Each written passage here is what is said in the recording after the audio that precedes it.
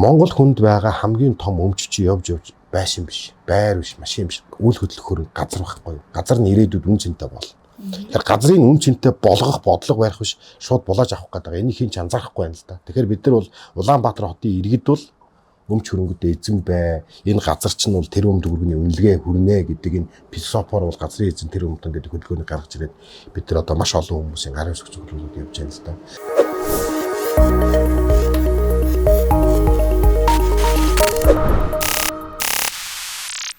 Сайн байцгаана уу, томчуудаас сүрийн нэвтрүүлгийн шинэ дугаар эхлэхэд бэлэн боллоо. Өнөөдөр манай ус надтай ярилцахаар Ардчилсан намын гишүүн 2024 оны улсын хурлын сонгуульд нэр дэвшигч Цэндийн Баатар хүү гэж хүн ирсэн байна. Сайн байна уу? Миний урилгыг хүлээн авч ирсэнд баярлалаа. За, урьсан явдалд их баярлалаа. За, саний сайхан юу байна? Сүүлийн үед ер нь нэр дэвшсэн уур амьсгал одоо өнөөдрөөс эхлээд зурчилгаа эхэллээ те. Танд ер нь ямар шүү байна? Мэдрэмж ямар шүү байна? Хүмүүс яг яаж сонгуул өгөх вэ гэдгийг мэдэхгүй байх шиг байна. Сонгуулийн систем шинэ болсон. Олон сонголттой гэдгийг ойлгохгүй байна. Нам дугуйлна гэдгийг ойлгоогүй байна. Сонгуулийн ерөнхий хороо бол ажиллаа хийгээгүй байгаа л харагдаж байна. Тогтлын хатлаар ямар ч мэдээлэл багш тийм. Ямар ч мэдээлэлгүй. Тойрог яаж хуваагдсныг мэдэхгүй. Тим билүү? Тим олон хүн дугуйлах юм уу? Бас нам дугуйлах юм уу? Яана гэсэн сууж шээ. Би уг нь энийг хийгээд өгье гэсэн. Үнийн санал өгсөн чинь үнтэй байна хамтрахгүй тэгээд хийлгээ өршөтгэхээр ажиллаа хийгээгүй нь үнэлээ. 4 жил татвар төлөгчдийн мөнгөөр залинждаг газар чинь сонгуулийн ерөнхий хороо байхгүй юу? Улс төрийн намууд биш. Тэгээд хэвлэл мэдээлэлд энэ бас контент нийлүүлэх ажиллаа хийгээд сонгуулаа яаж өгөх вэ? Аль нэгэн намыг мэдээж дэмжихгүй те. Тэгээд хамгийн гол нь иргэд өөрөө нөгөө сонгуулийн боловсралтай байвал их хэрэгтэй л юм бэл. За, Ардчилсан намынхаа ер нь миний нэвтрүүлэгт орсон. Гэтэ би таны намтрыг харж агаад та ч аюу эртнээс орсон мэлээ шүү дээ тий Ардчилсан намд. Тэгээд Ардчилсан нам одоогийн цаг үеийн нөхцөл байдал жоохон онцгөвтөр миний харж агаар л зөвхөн онцгөвтөр байна. Та ер нь яагаад Ардчилсан намд орсон юм? Яагаад улс төрд орсон юм? Та ч уг нь боловсролын салбарын бизнесмен хүн юм шүү. Ер нь улс төрийн сонголт гэдэг чинь өөрөө хүний амьдралд нэг тийм төлөвлөдөггүй хэдэн сонголт байдаг шүү дээ. Одоо чинь хань ижлээ хүн сонгохдоо за яг нэг ийм метр өндөртэй ийм жилтэй хүнтэй гэрлэнэ гэд хүн төлөвлөсөн ч тэр бол боломжгүй зүйл байдаг. За улс төрийн сонголт бол тэрнээс арай гайгүй. За нэг Ардчилсан нам, Ардын нам хоёр айланд нь сонгох вэ гэд. Баруун зүүнээ ялгаа тий. Баруун зүүнээ ялгаа. Гэхдээ хамгийн гол нь тэр үед намайг ороход Ардчилсан нам ялагдсан байсан. Тэгээд яагаад чи Монгол хүний нэг тийм мөн чанар ялагдаад байгаа талд нь нэг ороод би нэг тусалчих юм шиг санагдаад. Ингээд би нэг ороод хувь нэмэр оруулчих юм шиг санагдаад тэгээ Ардчилсан нам сонгосон. Хоёрдугаар сонгосон шалтгаан маш энгийн. Ер нь Ардчилсан нам бол илүүтэйгээр Монгол Улсын их сургуулийн багш нар байсан. Математикийн багш нар байсан. Би өөрөө хэрэглээний математикийн анги сурч ирсэн учраас манай салбарынхан Ардчилсан намыг сонгосон учраас дагаад энэ сонголт хийсэн. Тэгээ одоо ингээд сүүлийн үед хүмүүс өнгөрсөн 30 жил гэж яриад байна шүү дээ. Гэхдээ одоо шинэ үндсэн хууль батлагдаад 92 оноос парламентын одоо анхны парламент бүрдсэнээс хойш 32 жил болоход Ардчилсан нам чинь нэг 8 жил засаг өрсөн юм шүү тий. Нэг удаа олох, нэг удаа олуулаа. Олуулаа гэдэг нь хамтарсан засгийн газар байгуулсан 12-оос 16 онд. Тэгэхээр хүмүүс бол энэ улс төрийн намууд ялгаагүй гэж яриад байгаа нь буруу байхгүй юу? Улс төрийн намууд хэдэн жил улс орныг удирдсан бэ гэдгийг харах ёстой. Энэ хугацаанд ямар бодлогууд гаргасан бэ гэдгийг харах ёстой. Тэгэхээр Ардчилсан нам энэ богино хугацаа нэг удаа олох болоод нэг удаа олуулаа болсон. Ардчилсан намын ямар мөрийн хөдөл одоо ямар бодлогууд одоо Монгол улсад хэрэгжиж байгаа вэ гэвэл хүүхдийн мөнгө. Бид нар нөөтийн буцаалт гэж ярьдаг тийм. Нөөтийн шинжил, татварын шинжил хийгдсэн байна. Эрчим хүчний одоо реформ хийгдсэн байна. За өмч өвчлөлийг бүгдээрээ мэдж байгаа. Орон сууцны иргэд нь орон сууцтай болсон, малчт нь малтай болсон тийм. Тэгээд дахин төлөвлөлтийн ажил 33 уул зур тийм. Ингээд бүтээн байгуулалтын маш олон ажлууд бол Ардчилсан намын үед хийгдсэн байдаг. Одоо энэ бодлогууд хэрэгжиж байна л да. Тэгэхээр энд нэг намыг би бол магтах гээгүй. Тэгэхээр Монгол Ардын намын санаачсан ямар том реформ байгаа юм бэ гэд бодоход бол мэдээж бас байгаа. Гэхдээ яг юу юм бэ гэхээр одоо их хэлэх зүйл байхгүй. Би зүгээр бас үгүйсгэж байгаа юм биш. Нэг зүйл байдаг. Тэр бол хүүхдийн үдийн зайл байдаг байхгүй. Үдийн зайл хэлбэр. Тэрийг санаачилсан гэж байна. Би таны нэг ярилцлагыг уншихгүй юу? Одоогийн парламент бол хувийн хвшлүүдэд хамгийн халтай шийдвэрүүдийг гаргадаг парламентаа гэд.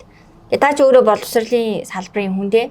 Одоо сая 20K программист гэдэг нөгөө инженерүүд бэлтгэх хөтөлбөр хэрэгжүүлээл би бас ингээд таны тухай хийдэг ажлыг чи мэдэн штэ. Би болохоор ингээд хэвлэл мэдээллийн салбар ингээд аваа явдаг. Хоёулаа хувийн хвшил хэрнээ 50 саяас дээшээ болохоор нөгөө нөөтийн татварт ороод ингээд стресстэй шийдвэрүүд байна штэ. Таны хувьд тэр ярилцлагыг өгж байгаа үедээ одоогийн их баригч ямар шийдвэрүүдийг харж бухимдаад тэгж ярьсан? Ер нь бол төр юу хийдэг вэ гэдгийг бид нар их ойлгох хэрэгтэй байхгүй юу? Төр юу хийдэг вэ гэхээр бүх юм хийх гэж оролддог улс орон хамгийн хурдан дампуурдаг. Тэгэхээр Монгол улсын одоо улсын их хурл юм засгийн газрын хийж байгаа ажил бол бүх салбарт зохицуулах гэж оролдоод байгаа байхгүй юу? Зохицуулт хийх гэх. Тэгээд төр хийх гэж оролдоод байгаа. Энэ бол хамгийн том алдаа гэж бодож байна. А үүний жишээ нь одоо ингээд Улаанбаатар хотод байгаа таксины хөдөлгөөнийг зохицуулах гэж оролцсон байхгүй юу? Энэ таксины хөдөлгөөн гэдэг нь зөвшөөрөл авахгүйгээр ямар нэгэн төр засгийн лиценз авсан компаниас зөвшөөрөл авахгүй бол таксидах юм бол торгоно. Хоёрдугаарт нь та зөвшөөрлгүй одоо юу гэдгийг эрх аваагүй такси компани үйл ажиллагаа явуул торгоно гэдг нь өөрөө хитрхи хязгаарлах бодлого байхгүй юу? Гэтэл бол бусад улс оронд юун төрийн шийдвэр ийм аппликейшн нэг нь гаргаад аппликейшндаа бүртгүүлээд ингээд Улаанбаатар хотын замын хөдөлгөөний төвжирлийг бууруулж байгаа жишээ бол зөндөө. Энийг бүгдээрээ мэдж байгаа. Гэтэл өнөөдөр бол энэ юу юм бэ гэхээр яг дэлхийд явж байгаа тэр хөгжлийн эсрэг шийдвэр гаргаж байгаа байхгүй. Тийм учраас энэ хувийн хвшлийг бол хязгаарлаж байна гэж үзэж байгаа. Дараагийн зүйл нь юу юм бэ гэхээр одоо манай хамгийн сүүл би яриад байгаа зүйл бол хүмүүс ингээ өмчтэй. Жишээ нь чи газар авсан уу? Газар өмчилж авсан уу? Аагүй. Монгол улсын газар өмчлүүлэх хуулиар хүн иргэн нэг удаа газар авах хэрэгтэй. Өмчилж. Гэтэл ихэнх хүмүүс аваагүй байдаг. 10 хүний 8 нь аваагүй. Авсан хүмүүсээ одоо шууд булааж авах гэж байгаа байхгүй юу? Тэгэхээр юу хэлээд байна вэхээр энэ бол хувийн өмчийг дээрэмтэх гэж байгаа. Тэгэхээр одоо юу гэдэг? Японд байдаг, Наритагийн буудал дээр байдаг, Хятад байдаг, одоо хурдны зам дээр байгаа байшингийн зураг байдаг. Дэлхийн аль ч улс оронд энэ миний хувийн өмч бол үнэт өхрөөг бол өгдөггүй байхгүй. Тэгэхээр одоо бол хоёр талын айл нь тогрсон бол таныхыг хүчээр авна гэдэг хууль баталсан. Тэгэхээр бол хамгийн сүүлд Монгол улсын одоо тусгаар тогтнол гэж ярьдаг мянган жилийн түүхтэй энэ газрыг булааж авахын хуулийг баталж байгаа. Тийм учраас энэ бол маш аюултай ийм хууль байна гэж бол бид нар эсэргүүцээд байгаа. Тэр газар нь ямар хаана аль газар? Одоо бол ингээд бэлчээрийн асуудлыг ярьж эхэллээ шүү дээ. Бэлчээрийн газрыг ярьж эхэллээ. Дээрээс нь гэр хорооллын газрыг барьцаалах тухай эхэллээ, ярьж эхэллээ. Мэдээж энэ хууль нь батлагдсан тийм ээ. 2023 онд батлагдсан хууль ярьж байна. Тэгэхээр энэ хуулийг бид нар энэ хууль чинь буруу юм байна. Үндсэн хууль зөрчиж байна гэж цэцэд өргөдөл өгсөн. Тэгээд хамгийн инээдтэй нөгөө дефарламент гэдэг дээр цахимаар гарын үсэг зөвлөдөг байхгүй юу? Хэрвээ иргэд 100 мянга хүрчих юм бол тэр хуулийг ингээд өөрчлөх санал улсын хурлд автоматар орно. Гэтэл цахим парламент нь миний оруулсан өргөдлийг нээхгүй байгаа байхгүй юу? Өөрөөр хэлэх юм бол одоогийн парламент бол хамгийн нээлттэй парламент. Иргэдийн гарын үсэг бол хамгийн хүчтэй. Та нар одоо өргөдлөө өгөөд 100 мянган хүн дэмжих юм бол хуулиа өөрчлөнө гэдэг ийм философи байдаг. Гэтэл өргөдлөө өгөхөөр тэрнийг оруулахгүй байгаа байхгүй. Таныг улс төрийн хүн болохоор иргэн гэж харахгүй байгаа юм уу? Яагаад тэгээд? Бүх хүн л иргэн шүү дээ. Тийм уг нь тийм. Гэтэ яагаад таныг авч болцохгүй юм бэ? Орчхоор тэр иргэд чинь 100 мянган гарын үсэг хүрчих гээд байна шүү дээ. 100 мянган гарын үсэг хүрчих гэхээр юу гэж бодоод байна вэ? Энэ хуулийг одоо сонгуулийн үед Аягуул Баатар хүүгийн санаачлагаар 100 мянган хүн зураад энэ хуулийг хүчингү болгох юм бол энэ үндэсний Баатар болчихно гэж бодоод байна шүү дээ. Одоо та одоо чинь гэдэг юм яг ялагдж явах үед нь ингээд арчилсан намд илсээд тусламаар ингээд мэдрэмж төрсөн гэж шүү дээ. Бүгд одоо ингээд цаг хугацаа явах тусам бас ингээд тийм амар арчлалын үед бол тийм амар онцгой шийдвэрүүд бол гарахгүй шүү дээ. Одоо манай олон нийт ч тийг шийдэхгүй байгаа ч юм уу эсвэл улс төрийн тоглолтод ингэж эргээд ирэхгүй байгаа ч юм уу. Тий та ингээ энэ намд байгаа л хахаар ингээл зүгээр нэ. Ингээл байгаа л анх утсан үзэл баримтлалаараа ингээл гүрийгээл байгаа л юм уу. Арчсан нам төрийн эрх барихгүй байгаа учраас залуучууд нь юу хийж байгаа вэ гэхээр бүгдээр ажил болгогч, хувийн хвшилд ажиллаж байгаа. Тэгэхээр намын ажил гэдэг бол өдөр болгон хийдэг ажил биш байхгүй юу? Өнөөдөр бол хүн болго улс төрч гэж Аристотелийн үг байдаг. Энэ юу илэрхийлж ийм нөхөр энэ үг чинь 4 жил болдог нэг удаагийн сонгуулаар засгийн эрхээ авч хүн болго иргэн болго улс төрч болж яг өөрийнхөө бодсон тэр сонголтыг хийх ёстой л доо. Гэтэл бол хүмүүс юу гэж бодоод байна вэхээр намын ажил гэдэг өдөр болгон хийдэг өглөөнөөс гараад орон хүртэл хийдэг ажил гэж бодоод байгаа. Тэгэхээр энэ сонгуульт ажил бидний үүрэг гэж ойлгодог. Хажуугаар нь үндсэн ажиллаа хийж байгаа. Тэгэхээр Австрийн ажил бол тийм одоо хүнд хэцүү нервтэй ажил биш. Хамгийн сүүлд энэ ажилдаа хүмүүс дуртай болсон байдаг. Дуртай болсон учраас салж чаддаггүй. За та улс төрийн тоонд одоо баггүй буюу одоо бараг наа хүүхдээ хас эхлэл байсан байна. Та одоо энийг баахан сангууд байна шүү дээ. Боловсролын зээлийн сан, жидүү, тариалан эрхлэх сан гэл энэ сангуудаас та өрн зээл авч ирсэн юм. Огт зээл авч байгаагүй шүү дээ. хүүхдээ боловсролын зээлийн сангаар сургаагүй. Манай хүүхд оюутан болох болоогүй. Нүүрсний хулгайтай холбогддог. Тэр бол эрх мэрэгч намын маш нөлөөтэй хүмүүс хийдэг ажил шүү. Та бол оролцож чадахгүй жишг гэж тийм оролцоо албатай ч тийм. Яг тэ таныг ингээд одоо улс төрд ингэж удаа явсан ямар нэг хар мөр байгаа мó байхгүй мó өөрөө хэлээчээл гэж асуугаад байхгүй. Гэхдээ одоо хар мөр байвал 2 удаагийн улсын хурлын сонгуульд өрсөлдөж байгаа хүний чинь гаргаад хэвлэлээр тавьчих шүү дээ. Өнөөдөр эрх барьж байгаа намд тагнуул нь байна, цагдаа нь байна, прокурор нь, шүүх нь байна, хэвлэл мэдээлэл байна. Тэгэхээр энэ хүнд хар мөр байна уу, хар түүх байв уу? Дор нь ухаж олоод тавьчихна. Ийм олдохгүй байгаа. Зөндөө үтсэн байлээ. Манай хамаатнууд дээр хүртэл газар байна. Би өнөөдөр өөрөө хүмүүс газараа өмчилж ав гэсэн чинь өөрөө газар байхгүй юм л. Ийм л баг.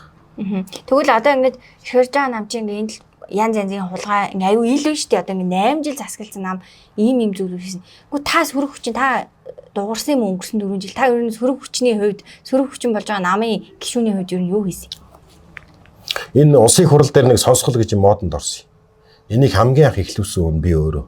Нийслэлийн иргэдийн хурлын ардчилсан намын бүлгийн дарга байхдаа сайжруулсан түвшний үйлдвэр барих гэхээр би эсэргүүцсэн. Наад үйлдвэрүүд чинь технологи нь хоцрогдсон байна. Хоёрдугаарт маш өндөр үнээр барих гэж байна.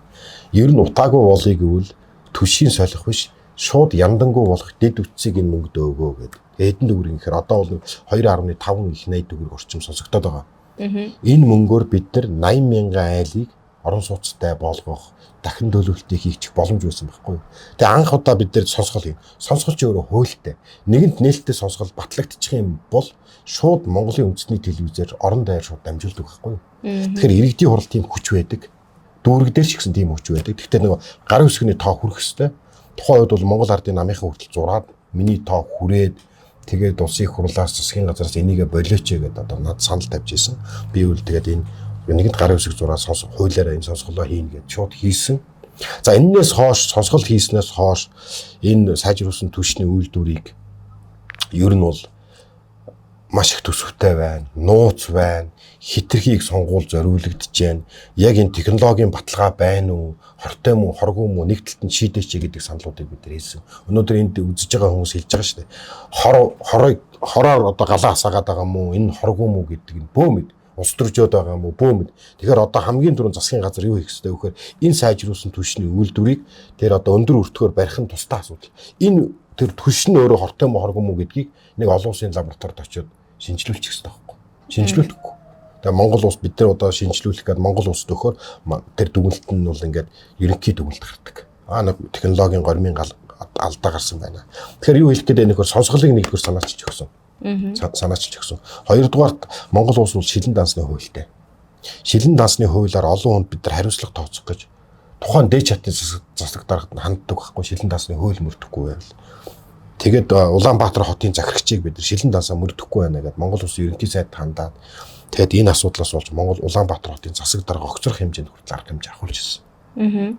Тэгэхээр ер нь бол сөрөг хүчин гэхэр бүх юмыг бол бас шүүмжлээд байх бол тусдаа асуудал. Сөрөг хүчин гэдэг бол яг хууль зөрчиж байгаа тэр асуудал дээр маш оновчтой тэгээд хүчтэй тэмцэл явуулах хэрэгтэй. Дараагийн асуудал бол бид нар Улаанбаатар хотын нийслэлийн иргэдийн хуралд байхдаа бургас ажиллагаа гэдгийг хийж исэн. Энэ юу юм бэ гэхээр туул голын иргэдээр угаасаа хууль зөрчиөд орон сууцны хороолол босч байгаа. Орон сууцны хороол босохдоо бургасыг шууд хятаж байгаа. Энэ бол байгаль орчин экологид хохирж байгаа маш том хохирол. Одоо бол энэ асуудал шүүхээр явж байгаа. Тэгээ асуудал яадаг вөхөр шүүхтэр очиод гацчихдаг байхгүй. Бид нар ингээ өргөдлөө өгөн тэ. Тэгээ шүүх хэлцээд эхэлнэ. Бид нар шүүхэд нөлөөж чадахгүй. Шүүх бол хараа тус байх хэрэгтэй гэдэг зарчим барьдаг. Бид нар ч гэсэн энэ зарчмыг хүндэлдэг. Тэгээ энэ асуудал гаццсан байна. Та ер нь юу ядгүй лайв хийгээл пост хичээл одоо хүмүүс чинь аяа тэр бол одоо тэмцлийн нэг хэлбэр болчиход нь шүү дээ захим орчин гэдэг чинь лайв хийгээл болохгүй байна гээл баг сайн нөгөө нэг лайв удаа хийсэн хүнийгээ баг энэ ард түмний төлөө зүтгэдэг дуурдаг бусд нь бол юу ч хийгээгүй тэр дотор нь та бас явж л байгаа ер нь үнийг хэлэхэд тэгэхээр сая да хэллээ шүү дээ сөрөг хүчин хэрэг бүх юмыг шүүмжлээ дуураад байдаг юм бишээ гэд тэгэхээр таны тэмцэл явсаар л байсан зүгээр тийм гаднаа тийм ил ингэж арцалдаж гарч ирээгүй л гэсэн үг үү жирийн улс төрч ер нь чадварлаг улс төрч хоёрын ялгаа байдаг. Асуудал болгон дээр морддог хүн байдаг. Ямар нэгэн нийгэм сенсацтай асуудал байвал лайк цуглуулахын тулд очиж лайв хийдэг хүмүүс байдаг байхгүй юу? Би бол тэр зарчмыг барьдаггүй. Асуудлыг анхны шатнаас нь гаргаж ир. Тэгээд тэрнийхээ төлөө яв. Би чинь одоо энэ газрын эзэн тэр умтан гэдэг хөдөлгөөнийг бид нар санаачлан явж байна л да. Монгол хүнд байгаа хамгийн том өмч чи явж байшин биш, байр биш, машин биш, үйл хөдлөх хөрөнгө газар байхгүй юу? Газар нь ирээдүйд үн цэнтэй бол. Тэгэхээр газрын үн цэнтэй болгох бодлого барих биш, шууд булааж авах гэдэг. Энийг хинч анзаарахгүй байна л да. Тэгэхээр бид нар бол Улаанбаатар хотын иргэд бол өмч хөрөнгөд эзэн бай. Энэ газар чинь бол тэр өмд өргөний үнэлгээ хүрнэ гэдэг энэ философоор бол газрын эзэн тэр өмдөн гэдэг хөдөлгөөнийг гаргаж ирээд бид нар одоо маш олон хүмүүсийн гарын үсэг зөвлөлүүд явж байна л да. Тэгэхээр юу гэхээр зарчмын ялгаа байхгүй юу? Асуудал болгон дээр лайк, шеэр зөвлөх гэж оролдох нь бол өөрөө буруу. Зүгээр асуудлыг гаргаж ирээд хүмүүст анханаас нь таниулаад тэгээд тэрнийг хууль болгож гаргах юм бол энийг би бол сайн устдорч гэж боддог. Та одоо Чингэлээ дүүрэг дээр 2020 онд нэр дэвшсэн тий. Тэгээд гарч чадаагүй. Одоо 2024 онд дахиад дэвшиж чинь. Ер нь Чингэлээ дүүрэг бол нэлээд том дүүрэг шүү дээ. Гол асуудал нь юу байна? Та ч тэнцээ айгүй олон юм нийгмийн ажлууд зохион байгуулалт юм билээ шүү дээ. Тэгэхээр асуудал нь юу байна? Одоо хүн болгонд өнгөрснийг яриад юм тий. Хулгай байна, ийм муухай байна, тийм муухай байна. Хин ч ирээдүйд хийх юмныхаа одоо ерхий шийдлийг арга замыг ярихгүй шүү дээ. Тэгвэл та ер нь энэ дүүргээ мэдэрсэн хүний хувьд, иргэдийн уралдаанд байсан хүний хувьд ер нь ямар бодолтой болчоод, шийдэлтэй болчоод явж байна? Дүүрэг болгон яг өөрийн гэсэн бас онцлог байгаа. Манай Чингэлтэй дүүргийн онцлог бол өрхийн үйлдвэрлэгч нар хамгийн олон байдаг. Яагаад өрхийн үйлдвэрлэгч нар олон байгаа вэ гэхээр манай дүүрэг дээр худалдааны төв зах, бидний хэлдгээр захууд байдаг байхгүй. Наран туулах 2 хүчиж сонгох юм. Тэрэн чинь нийлүүлэхийн тулд нэг ойрхон өрхийн үйлдвэрлэл одоо жишээ нь бас том үйлдвэрч байна. Тэгэхээр тэнд юу хэрэгтэй вэ гэхээр эрчим хүчний дэд үс хамгийн хэрэгтэй. Тэгэхээр Чингэлтэй дүүрэг бол Улаанбаатар хотын жижиг дунд үйлдвэрлэл хөгжих тийм орон болж юм болчихсон. Сүхбаатар дүүрэг өөрийн гэсэн онцлогтой. Яагаад гэвэл дундуур нь сэлбэг бол урсдаг. Тэнд илүү их цуслангийн бүсүүд байдаг, хүмүүс одоо амар тайван байдаг ийм өөрийн гэсэн онцлогтой. Жишээ нь Бахангаа дүүрэг өөрийн гэсэн онцлогтой байдаг байхгүй. Тэгэхээр дүүрэг болгон ялгарч хөгжиж ээж тэр дүүргүүдийн тэр өрсөлдөх чадвар бол нэмэгдэх юм байлээ л дээ. Тэгэхээр ингээд зарим хүмүүс одоо ингээд аймаг болгон өөр гээл манай аймаг тийм тэр аймаг юм гэдэг бол цаанаа бол зөв. Яагаад гэвэл аймгийн ялгарл үүсчиж тэнд өрсөлдөх чадварын асуудал явдаг. Аймгийн брэнд гэдэг юм үүсгэх ёстой байдаг юм байна л да. Аймаг болгоны нэг генетикийн нөөц өөр байхгүй. Жишээ нь хинтий доромт бол хамгийн сайн нөгөө тариалангийн бүс хамгийн олон зөгийтэй. Тийм учраас одоо тийм зөгийн аж ахуй, ховор эмийн ургамал тариалах боломж тэнд байгаа байхгүй. Боломж нь тэнд байгаа.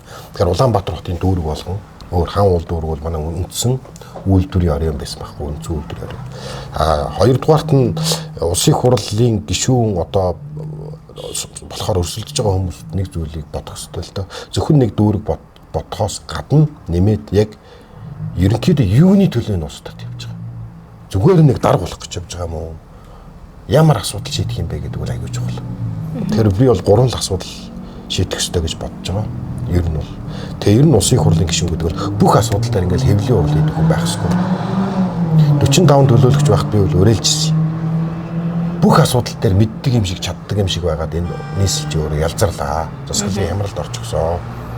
Нийслэлийн нэг төлөөлөгч нэг л асуудлыг шийдчих барьж аваад. Нэг асуудлыг суурьаар нь шийдчих юм бол Улаанбаатар хотын 45 асуудал шийдэгдэх байхгүй юу? Улсын хурлын гишүүн гурлаа нийлээ дөрвөлөө нийлж чад нэг сайн хууль баталчих юм бол Монголын нэг салбар шийдэгдэх байхгүй юу? Тэгэхээр нэгдүгээр зарчим бол юм байх хэрэгтэй.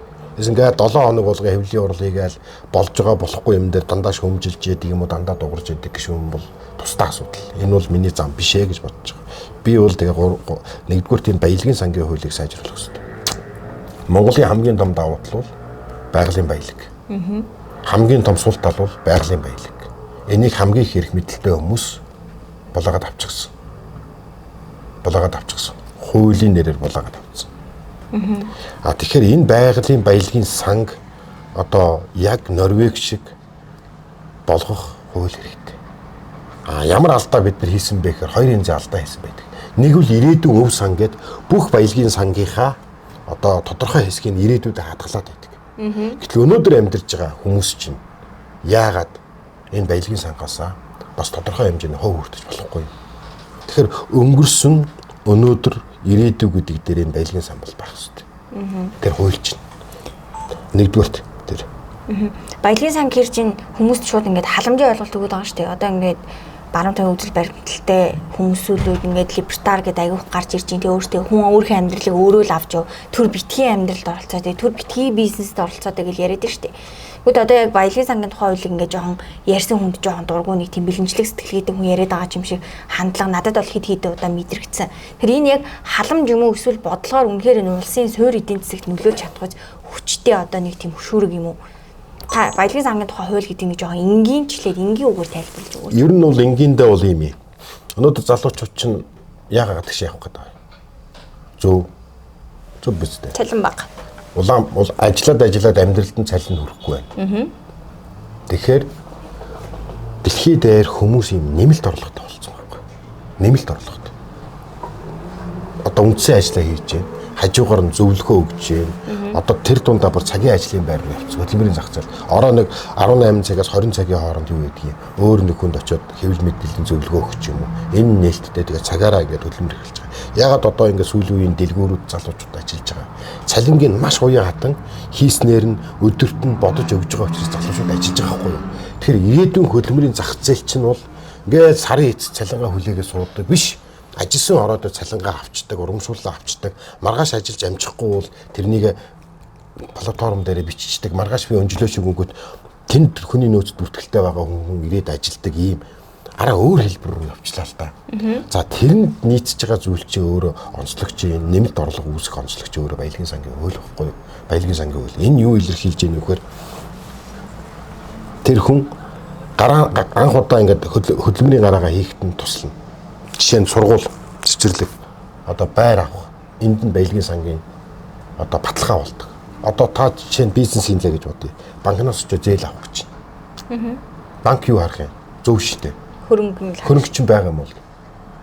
Тэгээд та баялагын сангийн нэрийн дансаа үзүүлвэл тодорхой хэмжээний танд баталгаа үүсэж байгаа байхгүй. Баталгаа үүсэж байгаа. Энийг хэлээд байгаа ингээд. Тэр хүн анх удаага байр авах гэж. Тэр хүн анх удаага магадгүй дэлхийн том боловсролд эзэмших гэж байна. Тэр хүн анх удаага одоо бизнес хийх гэж байна. Энэ болгон чи өөрөө танд бэлэн мөнгө өгөхгүй танд баталгаа бол. Өөрөөр хэлэх юм бол энэ бол юу хэлж яах нөхөр Монгол улс бол байгалийн баялагаараа зарим одоо маш стратегийн одоо бүтээгдэхүүнээрээ бол дэлхийн 10-т ордог улс байхгүй. Гэтэл өнөөдөр монголчууд сайхан амьдарч байгаа юу гэвэл үгүй. Цалинтай ядуучууд болсон байхгүй. Цалинтай ядуучууд болсон. Тэгэхээр цалинтай ядуучуудыг цалинтай чинээлэх хүмүүс болгоход энэ баялагын сангийн хууль бол бас өөр шинжил. Хоёрдугаарт энэ өөр шудраг тогтолцоо байхгүй. Монголын байгалийн баялагийг тэртээ тэрэнгүү маш олон компаниуд одоо эргэлтэнд оруулаад явж дийнсгийн эргэлтэнд оруулж энэ бол буруу биш. Гэхдээ нэг буруу зүйл нь бид нэр түүхийгээр нь гаргадаг асуудал байгаа байхгүй. Түүхийгээр нь гаргаж байгаа байхгүй. Тийм биш үү? Шууд хараар нь ингэж. Тэгэхээр одоо бид нар юу хийх ёстой вэ гэхээр энэ мэдээж энэ баялагын сангийн хууль иргэн болгондоо шудраг зарчим байгаад байгаа. А дараагийн эдийн засгийн реформ бол тусдаа асуудал. Тэр нь бол нөгөө угаах үйлдвэр барих, боловсруулах үйлдвэр барих те. Гэхдээ энэ бүхэн ч нэг юм дээр гацчихдаг байхгүй. Хин ч хэлдэггүй тэр нь эрчим хүч. Тэнч хэлэхгүй. Зүгээр юу гэдэг вөхөр улс төрийн хүмүүс юм уу сонгол үеэр попур шүү дээ. Монгол улс бол үйлдвэр одоо аж үйлдвэрчсэн орн болно. Аж үйлдвэрийн хөвсгөл хийн мэн гээл. Тэгэл хүмүүс яг зөв байна гэж хэлсэн. Гэтэл энийг хийх дэд үтс, логистик, төмөр зам эрчим хүч чинь байгаа юм гэдэг асуудал байхгүй. Тэгэхээр хамгийн түрүүнд Монгол хөгжихийн тулд энэ баялагын сангийн шудраг зарчим руу орно. Тэгээд энийг менежмент тэр мөнгийг үрэх биш. Одоо жишээ нь баялагын сангийн менежментийг дэлхийн хамгийн лаг мэргэжлийн баг хийх хэрэгтэй байхгүй. Мэргэжлийн баг хийх хэрэгтэй. Улаанбаатар хотын архитектор, ерөнхий архитектор гэж байдаг. Тэрнийг гадны хүн тавих хэрэгтэй гэж би хэлдэг. Өнөөдөр засаг дарга болонгуудаа өөрийнх нь намд үйлчилсэн цүнх баригчаа Улаанбаатар хотын ерөнхий төлөвлөгөөний газрын ерөнхий архитектор болгочдөг байхгүй. Тэр бол барилгын зөвшөөрлөгч, гарын үсэг зурдаг цорын ганц хүн. Тэр хүн тэгээд найз нь орж ирээд юм уу, намынх нь хүн орж ирээд гарын үсэг зураад өгчгөр Улаанбаатар хот чинь ширэнгөө болцсон байхгүй. Тэгэхээр энийг мэдсэн ухаалаг хотууд яасан бэ гэхээр гадаад хүн тавьсан мэрэгжлийн хүн. Хинч танихгүй, Баска танихгүй, Баатархуу танихгүй. Одоо бол дэлхийн хотууд юу юм бэ гэхээр энэ дээр хиймэл оюухан тавьж байна. Шийдвэр гаргалт. Яг ингээд энд ийм хороол барих уу гэдгийг 50% хиймэл оюухан шийднэ. За наа ч усны нөөцгүй юм байна. Наа ч дэд үтсийн асуудалтай юм байна. Ирээдүйд эн чинь төгжрөл үүсэх юм байна гэж. Тэгэхээр хиймэл оюухан гэдэг нэг тийм биднээс юм хөндөй хоол эсвэл одоо хүнийг үгүйсгэж байгаа зүйл биш байхгүй. Хэнийг ч ялгуурлагдаггүй зүйл. Энэ рүү аяанд хотууд орж байна. Японы хотууд дээр бол хиймэл оюухан суурилсан хотын даргаыг туршиж шít. Тэгэхээр ирээдүйн хотын дарга бол магадгүй хиймэл оюухан суурилсан робот байх магадлал руу явж байгаа байхгүй юу? Тэгмээд та нөгөө Болгарын софт юуник сургуультай хамтраад нэг 20 программист хөтөлбөр хэрэгжүүлсэн шүү дээ. Тэгээ та бол инженерүүд бэлтгэх гэж нэлээд л үзлээ шүү дээ. Тэгвэл яг ийм салбарт нь нэг багагүй хугацаанд ажиллаад янз янзын зүйл тушаад үццөөний үед манай улс цахим үндэстэн болчлоо гэдэг үг ер нь танд хэр үнэмшилтэй санагддаг вэ? Наа яриад байгаа хиймэл оюун ухаан чинь одоо энэ манай улсад хэрэгж хөрсөн арай бэлэн болоогүй юм шүү. Энэ дээр та юу гэж хардаг? Монгол улс бол цахим үндэстэн болох гэж оролдож байгаа үндэстэн. Гэхдээ хамгийн өндөр зардалтайгаар. Шоудод шийдэж байгаа байхгүй юу? Цахим үндэстэн болохоос өөр аргагүй байхгүй. Дэлхийн бүх улс юм болсон. Компани өөрөө бүтээмжээ нэмэхийн тулд дижитал шилжилт хийж байгаа шүү дээ. Хамгийн энгийндээ те захиалга онлайнаар аваад хүргэлтээ хийдэггүй компани бол маш хэцүү. Вебсайтаараа худалдаа эрхийг хийдэггүй компани бол маш хэцүү тийм ээ. Хүнд байдалд орно ирээдүйн. Тэгэхээр улс орон өөрөө нөгөө хөгжихийн тулд гарцаагүй цахим шилжилт хийн. Тэгэхээр одоо манай нөгөө цахим өрсөлдөх чадварын индексээрээ Монгол улс чинь 63 улсаас 62-д ордог байхгүй юу? Тийм үү? Тэгэхээр нэгд бол Даан улс ордог. Даан улс ордог. Тэгэхээр Даан улсад нэг хүнд оногдох цахимжилтын зардал бол маш бага. Би яг тоог нь санахгүй. Монголд бол 30 хэдэн доллар байна. Тэгэхээр Монголыг юу гэж үзэж байгаа нөхөр цахим шилжилт бол хийж байгаа. Гэхдээ маш их өртгөөр тэр хэний мөнгөөр өгөхөр татвар төлөгч та нарын мөнгөөр хийж байгаа. Хамгийн өндөр өртгөөр хийж байгаа ус. Учир юу юм бэ гэхээр нөгөө бүх яам чи ингээд тусдаа ингээд цахим шилжилт хийх гэдэг. Юу илэрхийлж ийн нөхөр ер нь бол зүгээр энэ юу илэрхийлж ийн нөхөр яагаад монголчууд ер нь төрн зөв бодлого гаргахгүйгийн хамгийн энгийн жишээ нь шүү дээ. Барилгын бодлогоо гаргах хэрэгтэй. Боловсролын яам боловсролын бодлого гаргах хэрэгтэй. Гэтэл боловсролын сайд юу гэдэг вөхөр салбарт баригдаж байгаа барилгын тендерт анхаарчдаг байхгүй юу? Эрүүл мэндийн яам салбарт байгаа тендерт анхаарчдаг. Гэтэл тэнд цахим шилжилт яамдууд хийх нь маш том мөнгө байсан учраас бүх яам тэнд нэг юм платформ хийцэн. Баахан олон холбогдоогүй систем хийцэн. Тэр нь бол татвар төлөгчдийн мөнгө байсан. Одоо бол энийг нэгтгэх хэрэгтэй л дээ. Ерөөсөө л боловсролын бодлого гаргаад барилгын тендерийг бол өөр газар хиймэл оюун ухаан тендерийг шалгаруулдаг ч юм уу. Эсвэл тэр тендерийн газар нь шалгаруулна. Эрүүл мэндийн яам тэр эмийн тендерт оролцохоо болно гэдэг ч юм уу. Ингэжээж мөнгөө хэмнэн ингэжээж ашиг сонирхлоос тусдаа болох ёстой байтал нөө яам нь манайх бүх юм мэднэ гэхээр худалдаа авалт руу оролцож байгаа байхгүй. Худалдаа авалт руу оролцож байгаа. За яг үүнтэй адилхан тэр худалдаа авалтын шугамар мөнгө нь нэмэгдсээр хагаад тэгээд нөгөө шийдвэр гаргах хүмүүс чинь цахим шилжилт юм гэхээр нарийн мэдэхгүй шүү дээ. Өө ийм өртөгтэй энийг одоо хийхгүй бол өстой болохгүй гэхээр гарын үсэг зурсааргаад зардал нь нэмэгдээд хамгийн өндөр өртөгтэй болчихсон. Тэгээ үр дүн нь харагдах баг. Үр дүн харагддаггүй. Таныг одоо улс төрч болохоор ч асууж байна зэ. Одоо сүүлийн үед ингээл залуу одоо дуучдаар ч юм уу те эсвэл инфлюенсерүүдээр ч юм уу ингээл тэр намыг дэмжиж байна, тэр хүнийг дэмжиж байна гэдэргээл хэлүүлж штэ. Эсвэл өөртөө хэлээд байгаа ч юм уу би тэрийг мэдэхгүй. Танд юу нэг хийрээ ач холбогдолтой. Одоо чинь би ингээд уцруугаа ингэж харж хагаад за би ингээд харжсан намын Баатар хүүг дэмжиж байна гэж фэйсбүүк дээр тавиад тэр нь амар их лайктай болж юм бол тэр ер нь танд хэр ач холбогдолтой гоё юу? Тэр улс төрийн яг тэр нөгөө одоо философи талаасаа бол тэр буруу байхгүй юу? Яагаад буруу вэ гэхээр тэр зүгээр сонгуульд санал авах зорилготой юм байхгүй юу? Санал авах. Санал аваад яаж хийж байгаа л тэр босгод авах гэдэг. Зүгээр сонгуулийн тактик талаасаа бол байж болох зүйл. Сонгуулийн тактик талаас. Тэгэхээр бол нэг тийм нэг удаагийн сонгуульд даргуулах гэж явдаг, улсын хурал суух гэж явдаг улс төрч. Ер нь бол тухайн асуудлаа ингээд яг өөрөө яриад, өөрөө танилцуулаад, өөрөө инфлюенсер болоод явдаг улс төрч байдаг. Тэгэхээр одоо орчин цагийн улс төр бол өөрөө инфлюенсер болоод явах хэрэгтэй байл л дээ. Тэгэл ингээд сонгуул болонгууд л хаанаас ч баха ол инфлюенсер гарч ирэл нэг танихгүй хүнийг нэрлээл тэгэл сонгогчд маань энэ ч нэ сайн хүн байж магадгүй гэж бодоол сонгосныхаа дараас нөгөө залуучуудын хэлдгэр сонг үйл гээл ийм үйлдэл болоод байна шүү дээ. Тэгэхээр бол одоо ингээд богино хугацаанд залуучууд танигдахгүй байна гэдэг сонгуул яриад байгаа. Би өөрөө ч гэсэн тийм гомдол хийж ирсэн. Тэгэхдээ одоо бол би тэр гомдлын эсрэг байгаа. Гэхдээ ер нь танигдсан хүмүүс яах ч юм гэж би өөртөө хэлж байгаа. Одоо ингээ энэ хөөл чи ингээ залуучууд танигдаагүй танигдсан хүмүүст ач холбогдолтой юм. Гэхдээ чи улс төрч болж байгаа бол нэг асуудал барьж аваад тэрнийг 2 3 жил дуурал та. Инфлюенсер бол тоо танигд. Тэгээд хүмүүс дэмжиж байгаа бол чамайг сонгоно, дэмжихгүй сонгохгүй.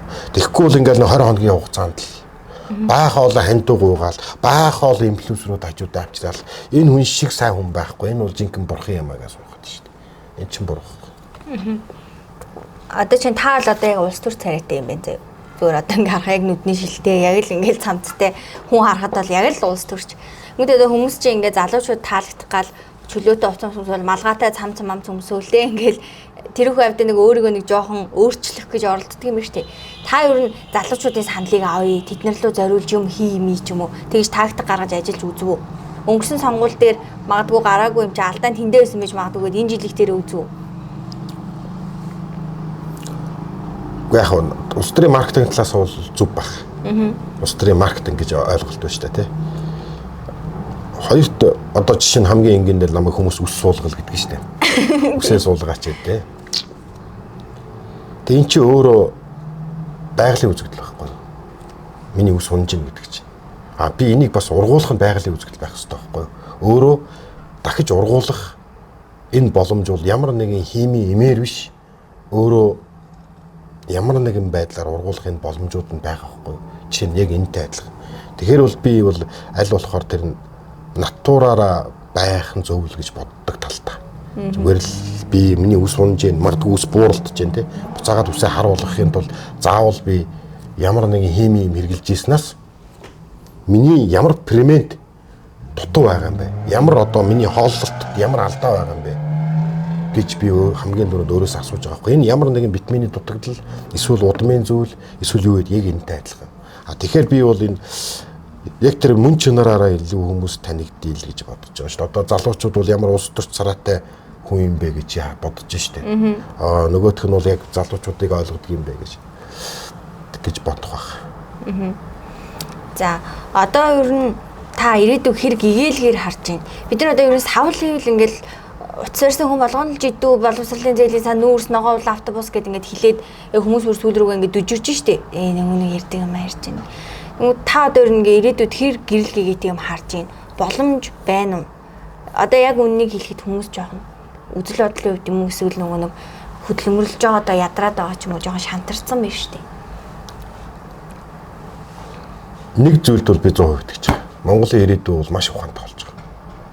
Би энийг хүүхдүүдийнхээ ангийн хүүхдүүдээс нь харж байгаа. Ер нь ингээд уулзахад маш хэрсүү байна. Хизээч энэ хүмүүс бол сонгуульд орох юм бол алдаатай сонголт хийхгүй.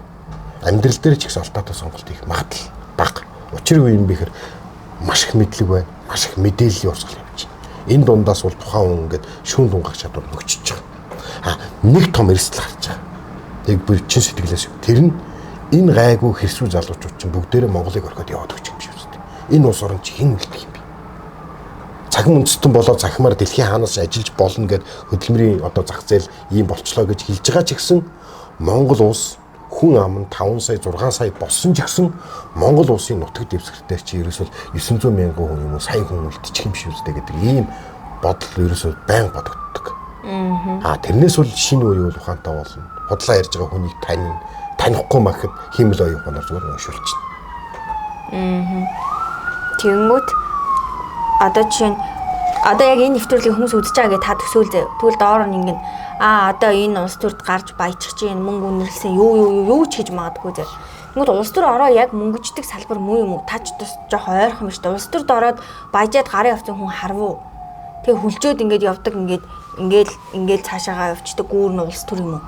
Яагаад юу нэг нийт хүмүүсийн дунд ийм ойлголт тогтоод ямар ч боловсон хүчнийг хүлээж авахгүй шүү дээ одоо. Ямар ч мэрэгчлэн гарч ирээд улс төрд гараад юм хийндэ гэж итгэж чадахгүй шүү дээ. Улс төрд гараад тэр нь баяжих боломж бага гэж боддог.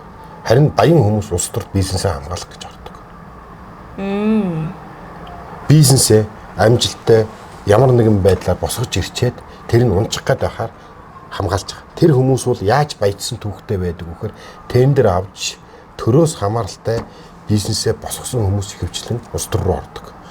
Ямар ч төрөөс хамааралгүй өөрөө дэлхийн зах зээл бизнесээ гаргасан хүмүүс бол заавал тэр бизнесмен улс төр рүү ороод идэггүй юм шиг байна. Тэгэхээр би бол их хувийн хувьд дүгнэлтээ хийсэн. Хоёрдугаар өнөөдөр улс төрд ороод ямар нэгэн хулгай хэрэгт холбогдоод ямар нэгэн байдлаар хууль зөрчих юм бол улс төрийн одоо улс төрийн тэр тогоонд бол утахгүй. Яагаад гэвэл энэ хууль чангатайдаа биш. Хэвлэл мэдээлэл өөрөө маш хүчтэй болсон. Энэ Монголын сэтгүүлчч биш. Дэлхийд даяар 90 сурвалжлах мэдээлэл сүлжээ бий болсон. Зүгээр л хэн хаана ямар байсан бэ гэдгийг дэлхийд даяар гаргаад ир. Тэгэхээр бол одоо улс төрд хүмүүс мөнгөтэй болох гэж бол би ордог гэж бодохгүй байгаа. Зүгээр мөнгөтэй хүмүүс мөнгө хамгаалах гэж ордог. Энийг бол би үнэн гэж боддог. Улс төрд хүмүүс яах гэж ордог вэ гэхээр амбицтай хүмүүс ордог. Том мөрөөдөлтэй хүмүүс ордог. Тэр үл их тийм амбиц нь одоо буруугаар хэлэх юм бол түүх үлдээх гэж хүмүүс ордог. Миний Баатар хүүгийн санаачилсан ийм хууль, Баатар хүүгийн санаачилсан ийм прожект, эсвэл одоо аялал жуулчлалын ийм хөтөлбөр, эсвэл одоо Янлангуу болгосон ч гэх юм уу, Улаанбаатар хотыг утаагүй болгосон ч гэх юм уу, ийм түүхэн амжилтын амбицтай хүмүүсийн газар байхгүй. Улсын хурлын гишүүн бол ард түмэнд үйлчлэх гэж парламентод суудаг гэдэг байгаа шүү дээ. Одоо тэгээ бүр олуулаа тогтолцооны өөрчлөгдлөө. Тэнгүүд сая сэтгүүлч болоод 7 жил болж байна. Энэ хоорондоо нэг мандралын үйлдвэр барих процесс тийм удаан юм уу? Үйлдвэр барих тийм хэцүү юм уу? Яагаад ерөөсөө үйлдвэрүүд манад баригддаггүй? Сая бол та ингээл яндангийн тоог зөөлөн нэрчим хүчийг одоо их үүсвэрийг гаргана гэж ярьж штэ. Энэ ярианууд бол хизээний бидний чихэн тасал болсон ярианууд. Тэгвэл тэр үйлдвэрүүдийг чинь барих тийм хэцүү юм уу? Нэгдүгээрт яг юутэй санал улс төрч хүн ард түмэндээ үйлчлэх ёстой гэдэг чинь буруу философи. Одоо улсын хурлын гишүүд юу хийх ёстой вэ гэхээр хамгийн сайн хууль гаргах ёстой байхгүй. Хамгийн сайн хуулийг л гаргадаг. Тэгээд засгийн газар тэр хуулийг хэрэгжүүлэхгүй засгийн газараа дуудаж ирээд огцруулах ёстой. Огцруулах ёстой. Тэгэхгүй бол одоо ингээл улсын хурлын гишүүд нь үйлчлэнэ гэдэг чинь өөрөө нөгөө зарчмын хувьд улс төр судал талаасаа буруу ойлголт байгаа. Хоёрдугаарт бол энэ эдийн засгийн маш том зүйл асуугаад байна л үйлдвэр ярих хэцүү юм уу гэж. Үйлдвэр ярих бол мэдээж хэцүү. Яагаад хэцүү вэ гэхээр миний зүгээр хардталтаар бол геополитик их олон хүчин зүйл байгаа. Нэг. Хоёрдугаарт бол геополитикийн онцлог байна. Үйлдвэр чинь ашигтай байх хэрэгтэй. Тийм биз? Үйлдвэр бариад тууз хайчилж болно. Ашигтай байх хэрэгтэй. Үйлдвэр чи ажиллах хүний нөөц хэрэгтэй. Үйлдвэрч чинь одоо хамгийн орчин үеийн технологиор барихгүй хоцрогч чинь. Тэр технологи чинь байн одоо хурдан одоо шинжлэгдэж чинь. Тэгэхээр өмнөд хөршид бүх юмыг үйлдвэрлэдэг маш олон үйлдвэрүүд байж байна. Ийм ойрхон. Тэгээ Монгол тэгвэл бүх юмыг үйлдвэрлэдэг үйлдвэр барих бол үнэндээ боломжгүй нь популизм. Тэгэхээр Монголд бол ямар үйлдвэр хийж болох вэ гэхээр байгалийн баялагтаа суурилсан л үйлдвэр гэнэ. Яагаад тэгэхээр хамгийн ойрхон нөөц нь байгаа байхгүй. Нөөц нь байж. Тэрнээс одоо нэг улс орноос нөөц ачиж авчираад тэгээд одоо хүний нөөцийн зардал ийм өндөр байхад үйлдвэр бариад тэр нь одоо ашигтай ажиллаад дэлхийн хэмжээний үйлдвэр барих бол боломж эдийн засгийн онлын талаас байгаа л да. Хүн амын тоон харьцангуй цөөхөн учраас яг тэр үйлдвэрт ажиллаж байгаа хүний нөөцийн зардал бол Монголд харьцангуй өндөр байдаг байхгүй юу? Бангладеш гэх юм уу, Азийн орнуудад яагаад ингээл цамцны үйлдвэр, хувцсны үйлдвэр байгаад байгаа. Тэр нөгөө масс үйлдвэрлэл хийхэд тэнд хүний нөөц чинь хямдхан байгаа байхгүй юу? Ээлжийн ажилтан олдно. Энэ хүн өвдөжтэй өгөх дараагийнх нь хүн бэлэн байгаа байхгүй юу? Хүн ам маш ихтэй. Тэгэхээр манайд бол юу ерөөсөө генетикийн хувьд газар зүйн хувьд нэг онцлог нь тэр байгалийн баялагын бүтээгдэхүүний эцсийн бүтээгдэхүүн үйлдвэрлэх үйлдвэрүүд, хоёрдугаарт органик бүтээгдэхүүн үйлдвэрлэлүүд. Дэлхийд цор ганц байдаг тэр үйлдвэрүүд. Жишээлх юм бол Монгол улс маш их цацрагантай ургадаг. Азийг С витаминээр хангах үйлдвэр гэж байна. Би бол Монгол улсыг тийм ирээдүйд саплаймент буюу тэр нөгөө нэмэлт бүтээгдэхүүн гэж ярьдаг шүү дээ. Тийм нэмэлт бүтээгдэхүүний үйлдвэрүүд хөгжих хамгийн том боломжтой ус гэж боддог. Яагаад гэвэл манай байгаль өөр эко байхгүй. Эко, сэрэгжилтэй хүн амьтан баг очдоггүй. Тэгэхээр тэр гой С витамин үйлдвэрлэж болж байна. Гой хүнсний нэмэлтүүд үйлдвэрлэж болж байна тий. Одоо манайх ч юу гэдгийг одоо бид нар ярьдаг хунчир байж байна тий. Солонгосууд өнөөдөр хунчраараа хончиртай арх хийж जैन тий. Тэгэхээр яг нэг юм байгальдаа төчгөлсөн үйлдвэрүүд л боломжтой юм шиг байна. За таныг ярьж жоохон буумаар ч юм шиг боловчлаа. Гэтэ мэдэхгүй юу нь улс төрчдөд итгэхгүй.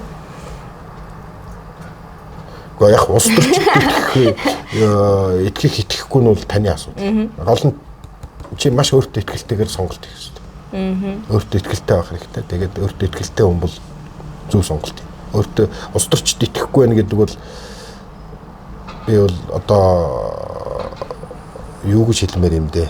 Нэг л тийм хүний үгэнд чи ороод тэр хүний л үгэнд итгэцэл байна л да. Ерөөс бол улс төрч хүн ч юм уу, энэ улсын их хурл ч юм уу, засгийн газар ч юм уу бүх юм буруу байна л гэж тэр хүн чамд итгүүлсэн байна гэсэн үг. Та 20 оны сонгуульд ялагдсан шүү дээ. Мэдрэмж нь ямар үед юм ялагчаар?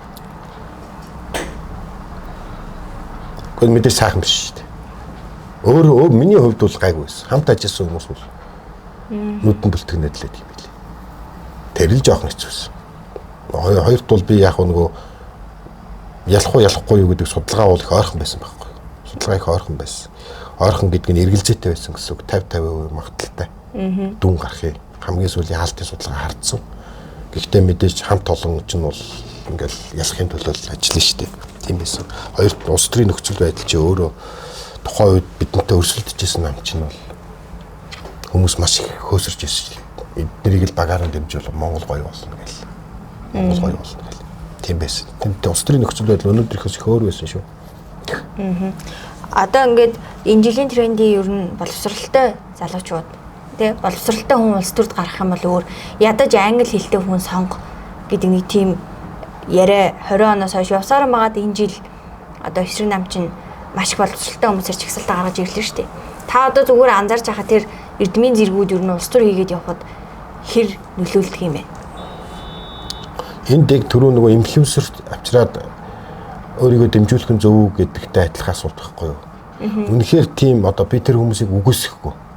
Доктор болсон, инженерингийн салбарын хүмүүс ба шүү дээ. Үнэхээр тэр хүмүүс төрд хэрэгтэй гэж үзсэн бол энэ 8 жил үрж ажиллах байсан байхгүй юу? Улаанбаатар хотод одоо өнөөдөр хот төлөвлөгч нэгч байхгүй. Улаанбаатар хотод сэрэг цагдаа хуулийн салбарыг ажиллаж байна. Хотыг удирдах байна. Үнэхээр Улаанбаатар хотын төлөвлөлтөнд чинь те хот төлөвлөлтийн инженер, тээврийн төлөвлөлтийн инженер, математик модель хийдэг хүн хэрэгтэй гэж үзсэн бол эн чинь 8 жил ажиллавал хот ч өөр байсан байхгүй юу? Гэтэл бол зөвхөн ялахын тулд, оноо авахын тулд, лайк цуглуулахын тулд өнгөлн далталт. Энэ нам нийц. Өнгөлтөн далталт нь орж байгаа тэр хүмүүсийг бол буруутгаагүй. Тэд нар юунд орж байгааг мэдээгүй. Баярлаад баг би гişүү болох гэж байна л гэж бодоод орсон баг. Гэтэл бол цаанаа бол ард түмний хуурам эхэлж байгаа зүйл гэж би бол бодож байна. Та ер нь энэ намын дотоод хагаралтааны дунд хаагуур нь юусэн? Ээл дундыг баримтлаад дунд нь явж исэн юм уу? Айл нэг талд нь явж исэн юм уу? Та одоо өөрөө практ байдаг юм уу? Энэ хэвлэлээр яваад идэх тэр ярианууд чи юу үнэн юм уу? Эсвэл зүгээр л сургаар яваад идэх ярианууд юм уу? Ямар яриа? Арчилсан нам олон толгойтой, олон фракттэй, дотроо хуваагдлаа, толгойгоо арчилсан нам чи өөрөө пистоф нь олон ургалж үзлийг дэмждэг штэ. Нөгөө ингээд нэг хүн нэг дарга орж ирээд ингэх юм бол тийм байхгүй гэж хэлдэг юм. Тэгээд хэрүүл мэрүүлээ лайваар шууд үзүүлчихдэг штэ. Монгол ардын нам бол хурлаа үзүүлэхгүй шүү дээ. Бусад нам хурлаа үзүүлэхгүй. Тэгээ гарч ирээд хурал сайхан боллоо, ийм хүн дэвшүүллээ гэдэг ийм шийдвэр гарлаа гэд. Арчсан нам бол шууд ямар ч хурал байсан нээлттэй. Жин арчсан намын хурал дээр утсыг хурааж авахгүй. Нээлт. Өөр намын хурал дээр бол утсыг хураадаг одоо юу вэ нөгөө интернетийг хааж ордог. Манайх бол нээлттэй ороолаа хийгээл нээлттэй гэвчдэг. За тэгэхээр энэ бол нэг бахархаад гайхуулаад байх зүйл биш байх. Хүмүүсийн нүдээр. Зүгээр ер нь бол тэр олон ургалж байна гэдэг дээрээ бид нар бол зөв л гэж бодож байгаа. Хүний тэр үг хэлэх эрхийг арчсан нам өөрөө хааж болохгүй. Даргаа шөмжлөх эрхийг хааж болохгүй.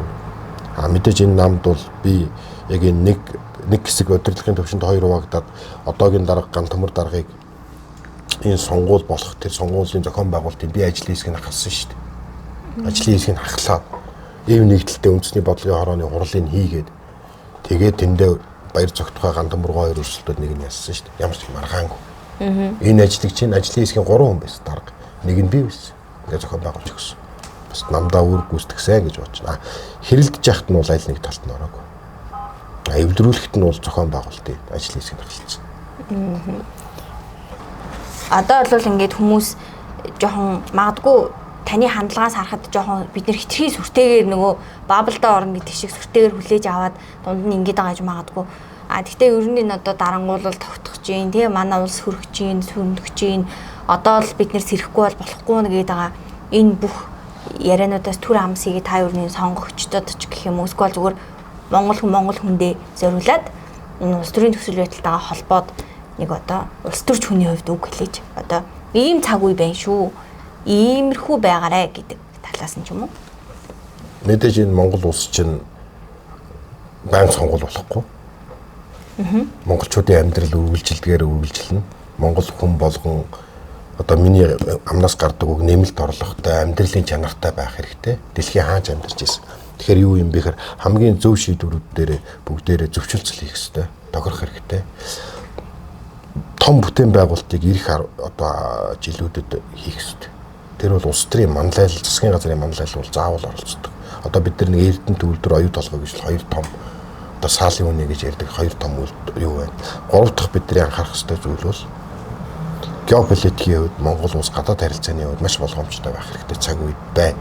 Би бол шууд одоо Шанхай хамтын ажиллагаанд Монгол улс эсэж болохгүй гэж боддог. Энэ дээр бол бүх улс төрийн намууд эв санаагаа нэгтгэх хэрэгтэй. Тэр бол Шанхай хамтын ажиллагаа гэдэг бол нөлөө бүхий улсуудын игнэнд орчхоор Монгол бол Монголоо мэдхээ болоод өөр хотууд магадгүй Шанхай хот Монгол улсыг ингэдэг гэдэг юм руу явчихна. Тийм учраас бол геополитикийн хувьд бол монголчууд нэг цонхоор харж яг энэ түүхэн энэ дайнтай жилүүдэд одоо дэлхий чи дайн болж штэ тий дайнтай жилүүдэд бол нэг Монгол нэг ирээдүй өвгдээцийн үлдээс энэ Монголыг өн мөн хүлдээх тэр боломж юу юм бэ гэдэг дээр ойлгох хэрэгтэй л гэж бодож байна. За тэгээ миний урилгаар манай оффист ирсэнд баярлалаа. Тэгээд 2024 оны улсын хурлын сонгуульд 10 дугаар торгоос нэр дэвшиж байгаа тий. Цэндийн Баатархүү гэж хүн манай оффист ирлээ. Тэгээд энэ манай багийн гаргасан сэтгүүл таны сонгуулийн ажилд амжилт хүсье. За баярлалаа.